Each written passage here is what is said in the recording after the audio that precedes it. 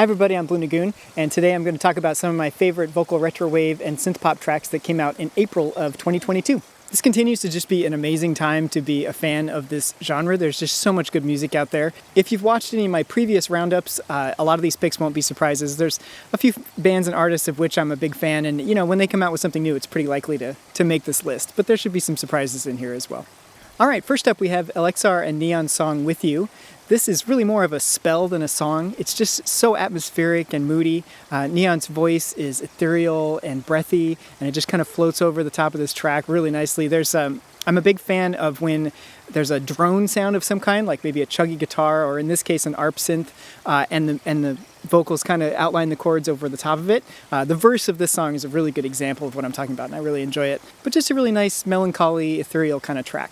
Next up is Star Madman and Elevate the Sky's song Close to You. When I first heard this song, I described it as a shot through the heart, which I stand by. It's just a perfect slice of 80s balladry. Star Madman's voice brings a really nice vulnerability to the vocals, and her sense of melody remains great. I really like how the chords are used in this song. In the verse, when the narrator is maybe figuring things out, feeling a little bit uncertain, the chords hang around like the 4 and the 5 a lot. They resolve to the 1 at the ends of the phrases, but then when the chorus comes, and there's this beautiful melody line that leads into the chorus. When the chorus comes, it flips and it lands, starts right on the 1, and it's like a 1-6-4 kind of thing, but it just feels a lot more confident, like okay, we figured things out, here's where we're at. I just really like that sort of push-pull between the verse and the chorus, really based on where the 1 chord happens. Next up is Annie and Allan song Coming Around. This one is kind of dark and sexy and dramatic. Annie really sells the intensity of the emotion and the desire that the narrator is feeling.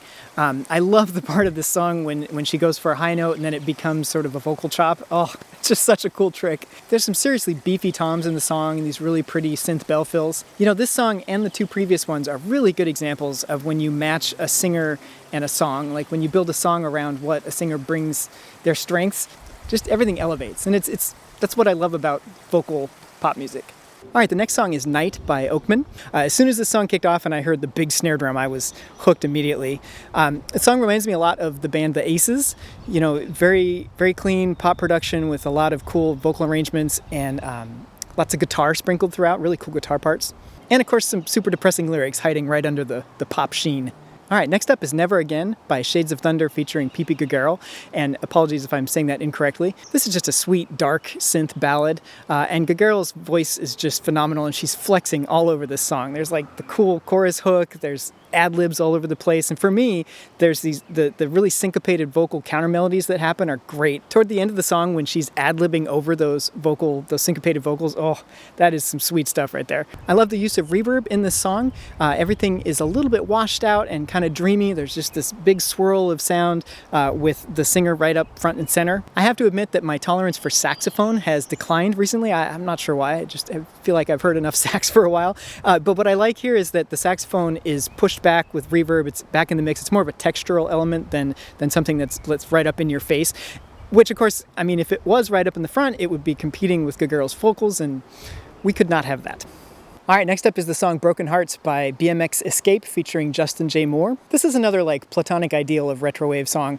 It faked me out at the beginning because there's a woman's voice going ooh, so I thought it was going to be a female vocalist, but it's a dude, it's Justin J. Moore, and he does a fantastic job. The pre-chorus hook in this song it comes really quick, it's massive, and then the chorus hook is even bigger, and it's just like a big fist-pumping kind of anthem. The background vocals make really great use of Moore's range, and they remind me a lot of like Mr. Mister or Journey type background vocals from back in the day where they're really, really power singing and kind of holding a drone note while the main vocal kind of moves around. Yeah, this is just super fun. Like I said, it's just like a fist-pumping pop track. It's really good.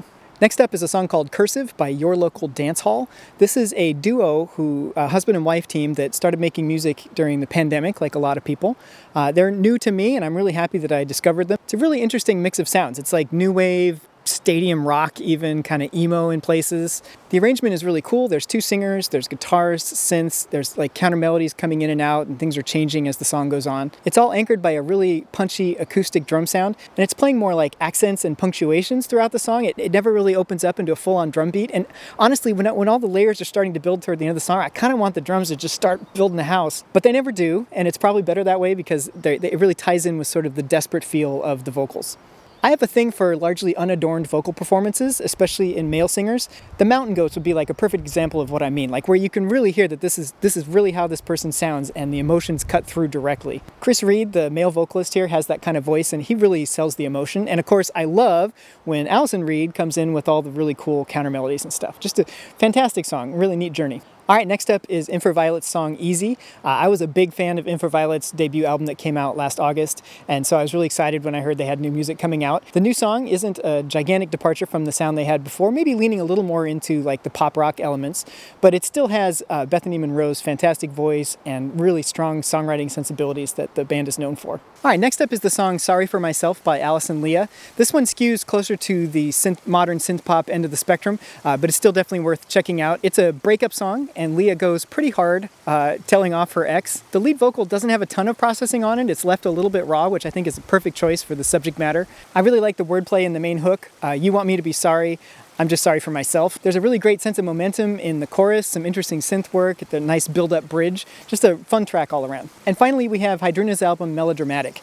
This album reminds me a lot of the Sally Shapiro album that I reviewed in my February roundup, with maybe a little bit of the latest Jessie Ware album mixed in. It's very much a love letter to dance music with lots of disco and electro influenced sounds, with Heidrunna's voice floating over the top beautifully. The arrangements are rich and punchy and they employ all kinds of cool synth sounds. I mean, we've got pads, we've got arps, we've got really cool key sounds like I really like the harpsichord sound on the song Erasing You and how it kind of fills in the space. Each song has its own identity and there's, a lot of subtle variation in arrangement, and sometimes not so subtle, like just bursts of emotion, but there's always something changing and keeping your interest. A lot of great tracks on the album. Probably my favorite is Call It Melodramatic, which just oozes groove and it has like this silky, dark energy to it. All right, everybody, so that's my list of my favorite vocal retrowave songs from April of 2022. I hope you found some things you like. To that end, there are playlists below, both for Bandcamp and for Spotify, so you can check these songs out. If you like them, I hope that you'll support the artists. Shameless plug time, I make vocal retrowave. I'm working on a whole pile of amazing songs that I think you're going to like. Obviously, I'm biased. But please follow me on Bandcamp or my socials so that you can hear when that comes out. Have a good one. Thanks, everybody.